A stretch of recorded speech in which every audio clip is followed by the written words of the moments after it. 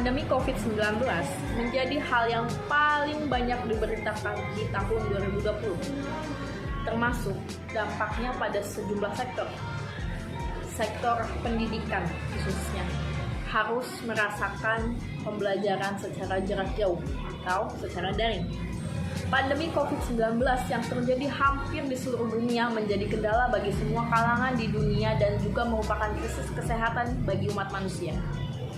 Dalam dunia pendidikan, pandemi 19 memberikan dampak yang sangat banyak, seperti banyak sekolah di dunia ditutup untuk menghentikan penyebaran COVID-19. Beberapa negara telah menutup sekolah dan menyebabkan setidaknya 290,5 juta peserta didik di seluruh dunia menjadi terganggu aktivitas belajarnya karena sekolah ditutup oleh pemerintah. Dampak dari pandemi COVID-19 membuat pemerintah membuat program pembelajaran daring. Pembelajaran daring atau online merupakan pembelajaran yang berdasarkan pada teknologi media digital yang bahan belajarnya dikirim secara elektronik atau dalam bentuk file ke peserta didik dari jarak jauh menggunakan jaringan internet dengan media komputer. Menurut pemerintah, pembelajaran online dinilai merupakan cara yang paling efektif dan efisien untuk melakukan pembelajaran di tengah pandemi saat ini. Dampak yang dirasakan dari munculnya pandemi COVID-19 ini terdapat di dunia pendidikan, sangat besar dan dirasakan oleh berbagai pihak dalam bidang pendidikan, terutama guru, kepala sekolah, peserta didik, dan orang tua. Dampak dari tingginya tingkat penyebaran COVID-19 yang tinggi di Indonesia, universitas dan perguruan tinggi lainnya ditutup dan tidak terkecuali sekolah dasar yang ikut ditutup. Dengan adanya perintah penutupan sekolah, maka pemerintah harus memikirkan dan mengambil langkah yang tepat dan cepat agar proses pembelajaran tidak tertinggal dan peserta didik tetap menerima hak untuk mendapatkan ilmu seperti saat berada di sekolah. Langkah ini diambil pemerintah selanjutnya adalah memastikan proses pembelajaran tetap berjalan, tapi tidak dengan tatap muka langsung, melainkan dengan online dan penggunaan media elektronik. Belajar adalah kegiatan berproses dan merupakan unsur yang sangat fundamental dalam setiap pelanggaran pendidikan.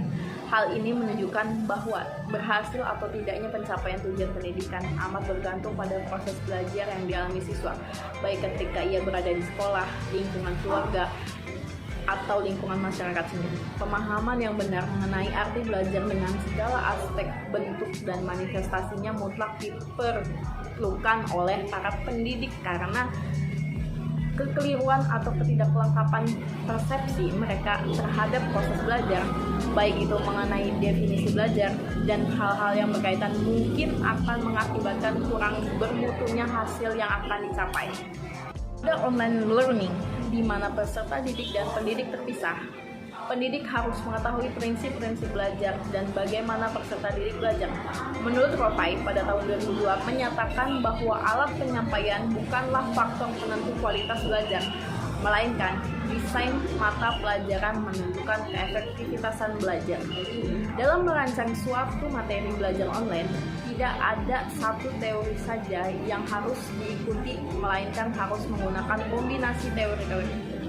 Pendekatan-pendekatan belajar harus diketahui oleh pengembang materi agar dapat memilih strategi pembelajaran yang tepat. Strategi pembelajaran harus dipilih untuk memotivasi para pembelajar, memfasilitasi proses belajar, membentuk manusia seutuhnya, melayani perbedaan individu, mengangkat belajar yang bermakna, mendorong terjadinya interaksi, memberikan umpan balik, memfasilitasi belajar yang kontekstual, dan mendorong selama proses belajar. Teori belajar behavioristik menjelaskan belajar itu adalah perubahan perilaku yang dapat diamati, diukur, dan dinilai secara konkret.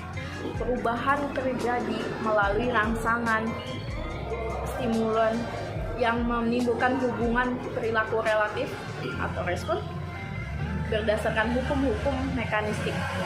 Stimulus tidak lain adalah lingkungan belajar anak, baik yang internal maupun eksternal.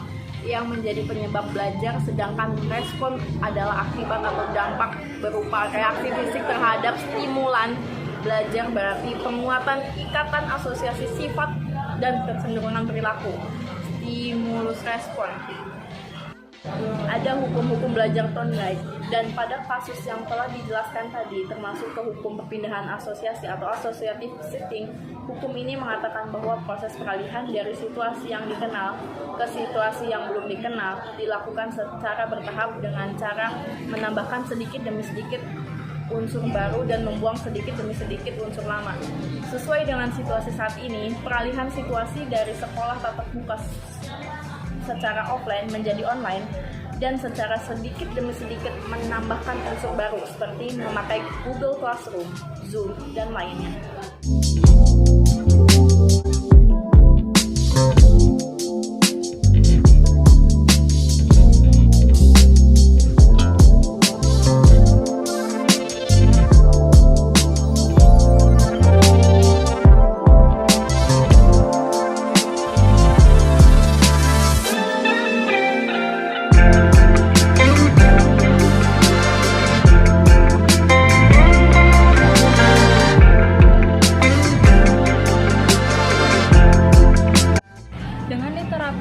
Aturan yang mengharuskan sekolah ditutup membuat guru harus bisa melakukan proses pembelajaran dengan efektif, melakukan pembelajaran secara online di rumah saja. Setiap guru dituntut untuk mampu melakukan proses pengajaran dengan daring atau online kepada peserta didik, dan guru sangat membutuhkan kemampuan dalam teknologi informasi.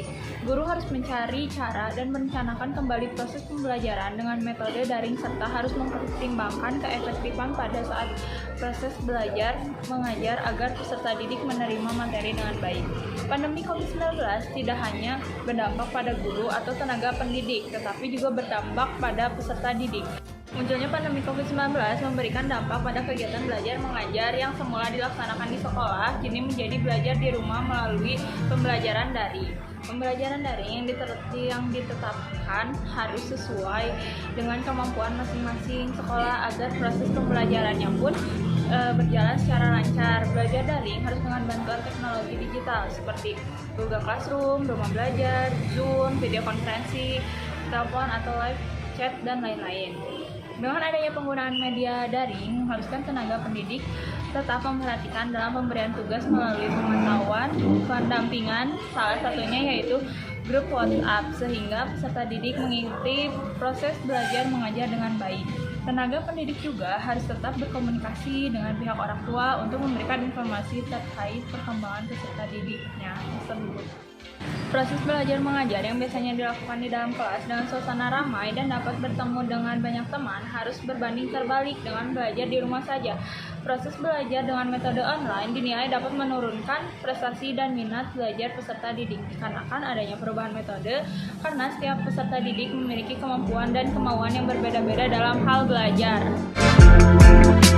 Dan saat pembelajaran online juga, pelajar harus membutuhkan motivasi. Motivasi didefinisikan sebagai kondisi internal yang membangkitkan kita untuk bertindak, mendorong kita mencapai tujuan tertentu, dan membuat kita tetap tertarik dalam kegiatan tertentu, menurut Weiner. Dan menurut Deci dan Rian tahun 2000, terdapat dua jenis motivasi yang telah dikaji secara meluas, yaitu motivasi intrinsik atau dalaman dan motivasi ekstrinsik atau luaran.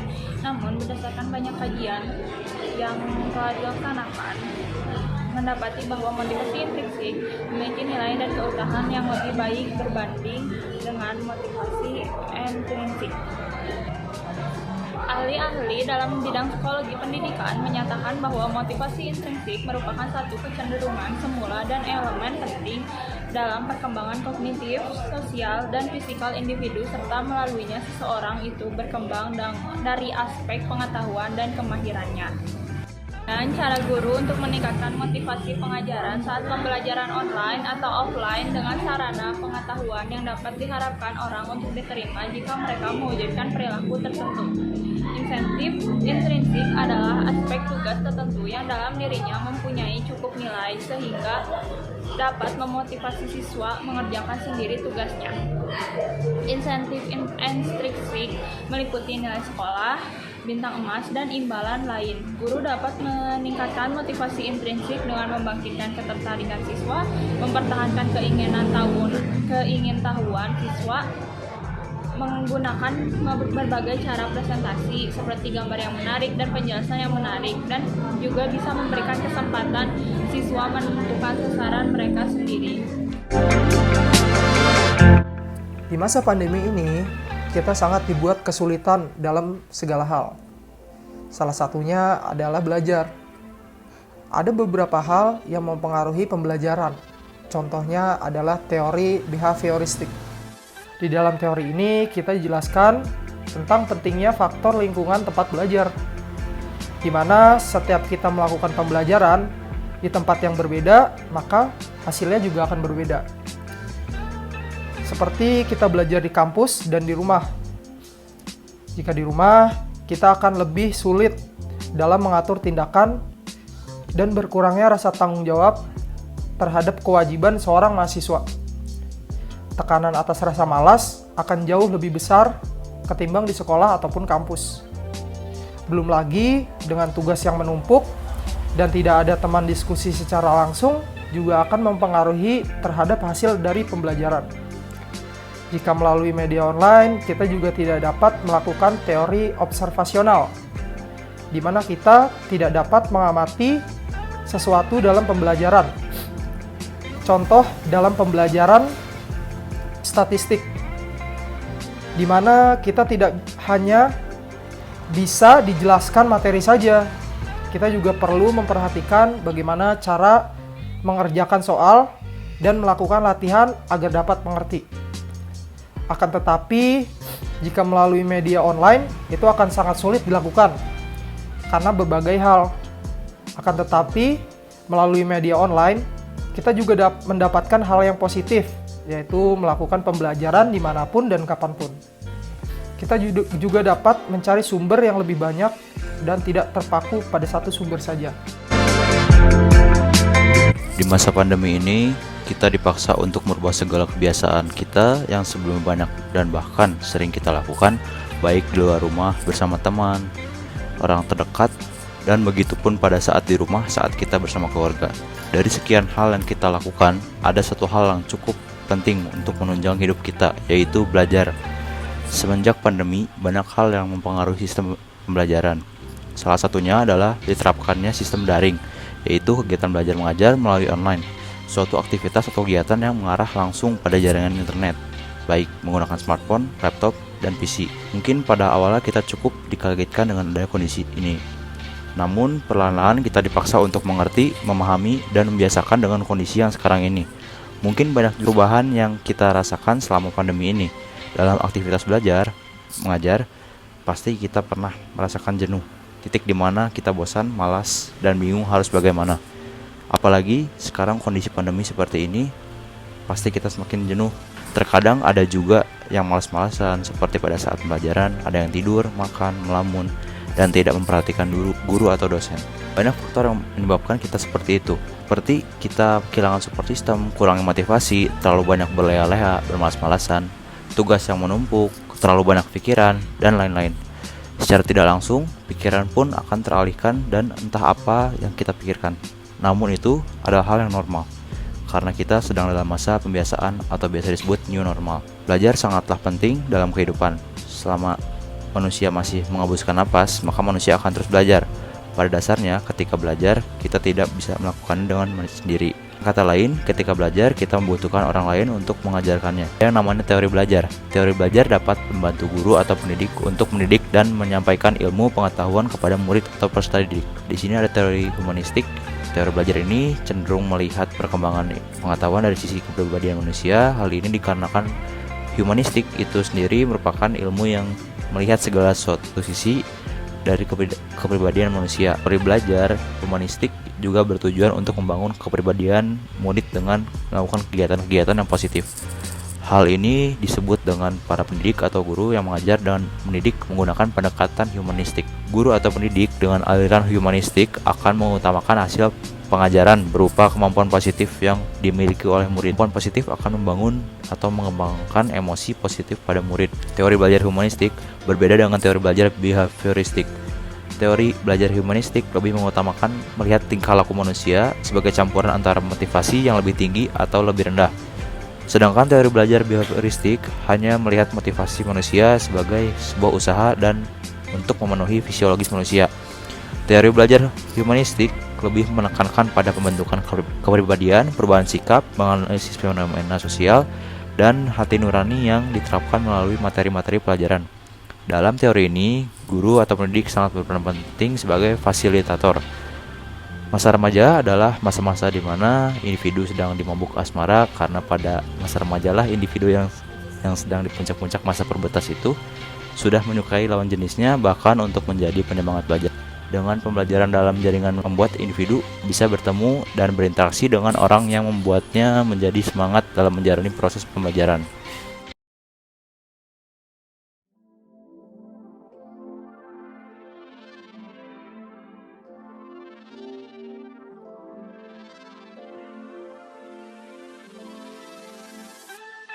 Masa remaja digambarkan sebagai masa yang penuh dengan gejolak emosi.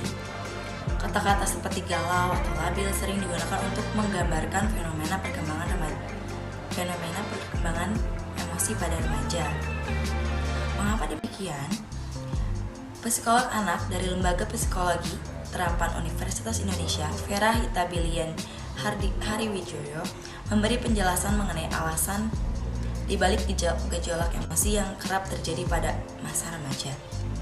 Menurut Ibu Vera, bagian otak fenomenal korteks belum berfungsi secara optimal saat usia remaja, sehingga perilaku dan keputusan yang mereka lakukan lebih banyak dipengaruhi emosi. Bagian inilah yang membantu kita untuk mengambil keputusan untuk melakukan fungsi-fungsi berpikir tingkat tinggi yang eksklusif dan memikirkan efek jangka panjang. Kata Ibu Vera, seperti dikutip antara, ia mengatakan fungsi fenomenal konteks baru berkembang secara optimal ketika seseorang menginjak usia 20 tahun hingga 25 tahun. Vera menyebutkan contoh kasus yang biasanya banyak dialami remaja, yakni bermain bersama teman-temannya, alih-alih mengerjakan tugas sekolah atau belajar. Mereka lebih gemar menghabiskan waktu untuk bermain bersama teman-temannya. Remaja kesulitan mengontrol atau menahan diri untuk tidak terus bersama teman-temannya karena lebih banyak dipengaruhi emosi. Main bersama teman-teman itu asik. Itu emosi semua dapatnya. Perasaan senang atau pleasure semua ada di situ. Terus bandingkan dengan belajar, nah itu berat banget tuturnya. Menurut Vera, untuk melakukan transisi dari kecanduan bermain bersama teman-temannya hingga anak memiliki kesadaran untuk belajar harus dimulai perubahan-perubahan dan target kecil yang dilakukan secara konsisten dengan didampingi oleh orang tua. Pada awal pandemi, pemerintah menerapkan prinsip memprioritaskan kesehatan dan keselamatan dalam penyelenggaraan pendidikan dengan mempertimbangkan tumbuh kembang anak dan hak anak selama pandemi. Kebijakan pembelajaran dalam jaringan ditetapkan oleh pemerintah guna menekan angka penyebaran virus COVID-19. Pada awal 2021, pembelajaran tatap muka terbatas secara bertahap mulai dilakukan untuk kembali meningkatkan kualitas belajar agar maksimal dan lebih terukur hasilnya. Namun, ketika kegiatan pembelajaran tatap muka terbatas ini diterapkan, ada beberapa individu atau anak yang mungkin karena sudah terbiasa dengan pembelajaran dalam jaringan yang tidak perlu repot pergi keluar rumah, membuat individu itu menjadi lebih malas dan cepat bosan. Apalagi ditambah dengan pembelajaran tatap muka terbatas ini, anak harus melakukan beberapa rutinitas yang mungkin biasanya tidak dilakukan selama pembelajaran dalam jaringan. Contohnya mandi pagi, berpakaian serapih mungkin dari ujung kepala ke ujung kaki, sarapan, dan pergi keluar rumah. Karena pada pembelajaran dalam jaringan, bahkan ada beberapa anak yang tidak perlu mandi, cukup cuci muka, berpakaian dan berdandan rapi hanya dari atas saja. Dan bahkan ada juga yang mengikuti kelas dalam jaringan sambil sarapan atau makan. Tentunya aktivitas itu tidak dapat dilakukan pada pembelajaran tatap muka. Pada teori behaviorisme sendiri menjelaskan individu akan melakukan sesuatu hal yang hanya mereka sukai saja. Nah, dengan diterapkannya kembali pembelajaran tatap muka, membuat mereka harus melewati masa pembiasaan lagi, yang membuat penurunan motivasi belajar. Di masa transisi ini, peran orang tua sangatlah penting. Orang tua dapat menerapkan teori operant conditioning untuk mengatasi penurunan motivasi belajar pada anak. Teori operant conditioning merupakan suatu bentuk pembelajaran yang mana konsekuensi dari suatu perilaku itu dapat mengakibatkan perilaku tersebut terjadi berulang kembali atau menghilang. Konsekuensi yang diberikan yaitu dapat berupa reinforcement atau punishment. Dikutip dari buku Santrop tahun 2016, pemberian reinforcement dan punishment dapat mempengaruhi motivasi belajar pada individu yang mana individu mengalami peningkatan motivasi belajar ketika diberikan reinforcement dan punishment. Dapat digunakan untuk membuat perilaku rajin belajar pada anak sehingga motivasi belajar pada anak dapat meningkat. Serta punishment dapat digunakan untuk menghilangkan perilaku malas belajar pada anak yang dapat menyebabkan motivasi belajar pada anak menurun. Salah satu reinforcement yang dapat diberikan kepada anak yaitu dengan pemberian reward sebagai reinforcement positif sehingga dapat memperkuat kemungkinan terulangnya sesuatu perilaku yang ingin dibentuk. Dengan pemberian reward kepada anak dapat memperkuat perilaku rajin belajar pada anak sehingga motivasi belajar pada anak meningkat. Tidak hanya dalam bentuk barang, orang tua juga dapat memberikan reward dalam bentuk ucapan atau pujian. Selain diberikan reinforcement, ketika anak malas untuk belajar, maka orang tua dapat memberikan punishment positif berupa sedikit teguran kepada anak. Dalam dunia pendidikan, beberapa penerapan punishment bertujuan untuk memperbaiki tingkah laku siswa agar menjadi lebih baik lagi, dan juga ketika siswa diberi punishment, maka ia akan menyesali serta tidak mengulangi perbuatannya yang salah. Ketika anak malas untuk belajar, maka motivasi belajar pada anak akan menurun. Maka tidak masalah bagi orang tua untuk memberi sedikit teguran kepada anak agar ia sadar bahwa perilaku malas belajarnya harus dihilangkan, sehingga tidak terjadi penurunan motivasi belajar. Dapat disimpulkan bahwa dalam mengatasi penurunan motivasi belajar di masa pandemi ini dapat dilakukan oleh orang tua dengan menerapkan teori operant conditioning. Orang tua dapat memberikan reinforcement serta punishment dalam mengatasi penurunan motivasi belajar pada anak.